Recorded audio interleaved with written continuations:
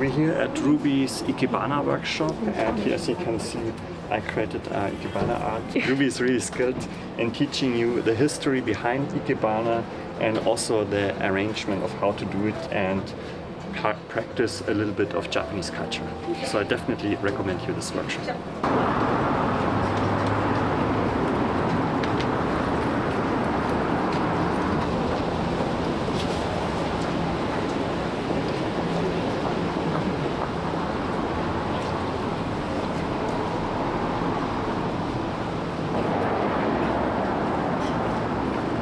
Placements was this one here. It's very clear, 3 distinct levels. So it means Shin Soi Hikae, which is sky, man, and earth. So at the highest point, you place something like a prayer for the sky, like good weather, something like clarity. And in the middle, it's yourself or your friends, your family, people. Something for people. And the bottom is like, since everyone was farmers, it was like for your harvest, the ground, the crops, all of that. And then they'd place this, and then that would be their prayer. The 4 main principles that you are allowed to break, but usually Ikebana will fall into the categories, is they are all asymmetrical. The idea is that there's always a start and a finish. There's like a flow to it. So it's like you know where to start reading, essentially. Because for Ikebana, there's only one way to look at it. For European flower arrangements, you put it in the middle of the table, and it's like 360, or you hold it like a bouquet. These are always placed against the wall. That's the second principle. They're always one-sided. The third principle is the respect of the laws of nature. So what that means is that we don't like to mix seasons, so usually everything is seasonal. Usually people get it from their own gardens, but nowadays in flower shops you can get anything at any time. So you don't usually mix tropical flowers with non-tropical flowers and things like that. You want to keep it seasonal most of the time. And also it means that things grow high, you typically place them high, like branches.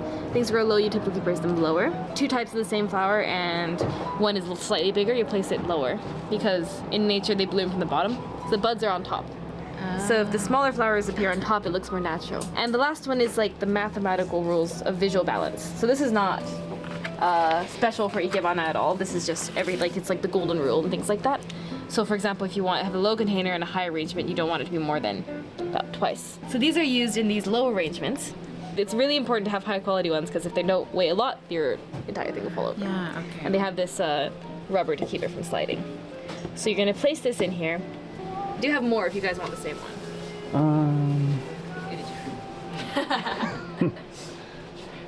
Also, what's really fun is that if you're not familiar with the art and you make your arrangement, then you can basically read someone's personality by looking at it.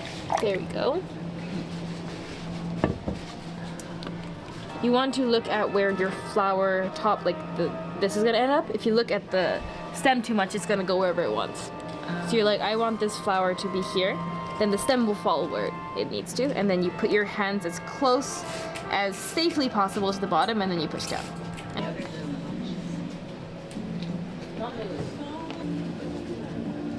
So exciting. You can do it! Or I can do it. Oh, it's so cool, it's like a forest already. Yeah. Let's see how we can do it. Yeah, you weave it through, and then you... See this here? It's like wrapping around. So like, for example, that could wrap around one of your flowers. Yeah. Okay, wow. So yeah, you might want to, somehow incorporate it, but then you might want to trim some of the little branches first, because it might get caught, but for now, this guy can probably go around here. Yeah, ooh, very cool. It never quite matches up, but this, I think one of the most popular Ikebana traditions is you'll have like a designated spot in your house to put it, and then you'll basically create the mini version of your garden.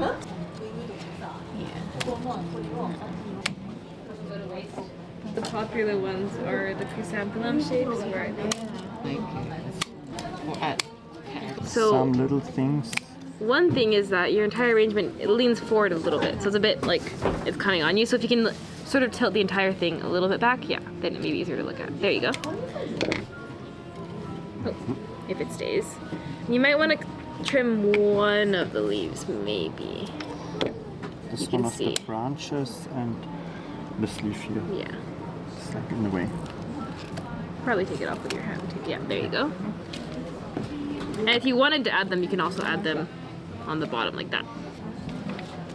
That could work just like that.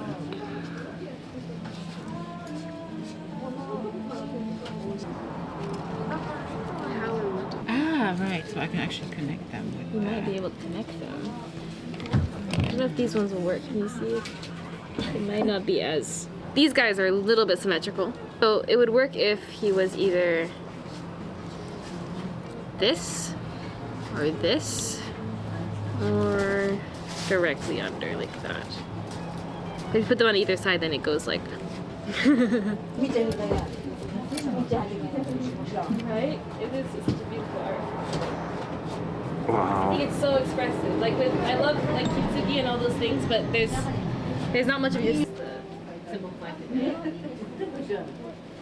Like a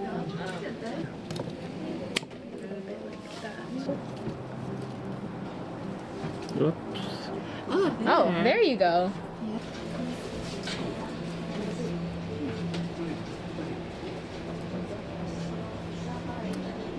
So for today's Ikebana class, I taught the simple principles of Ikebana, which are, as you can see here, they're both one-sided, so they have a face. They're supposed to be placed against the wall, unlike European arrangements that have a 360-degree design because they're placed in the middle of the table. These are one-sided.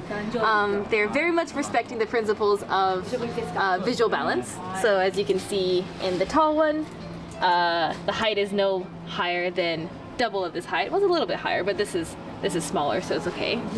And for this one, usually you don't want to go further than double this height, so it's very much well inside of the lines. And the principle that we put the bigger flowers in the bottom because in nature they bloom from the bottom and the buds are up, as you can see here. All the bigger ones are on the bottom and then the small ones are higher up, like this, as the smaller one is the highest point. And then we respect the principles of nature. So the branches grow high, so we usually place them high.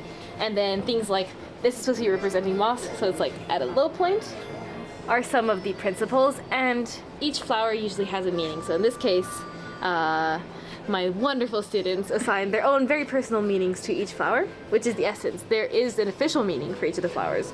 But as long as you have something in mind, then you're definitely within the concept of Ikebana. Very, very fun, easy practice to do at home because all you need is a little flower frog. You can use any container, your favorite mug cup or plate or anything, and then you can have a beautiful arrangement with just a couple flowers from your garden or from the local flower shop. I hope you decide to practice it at home too.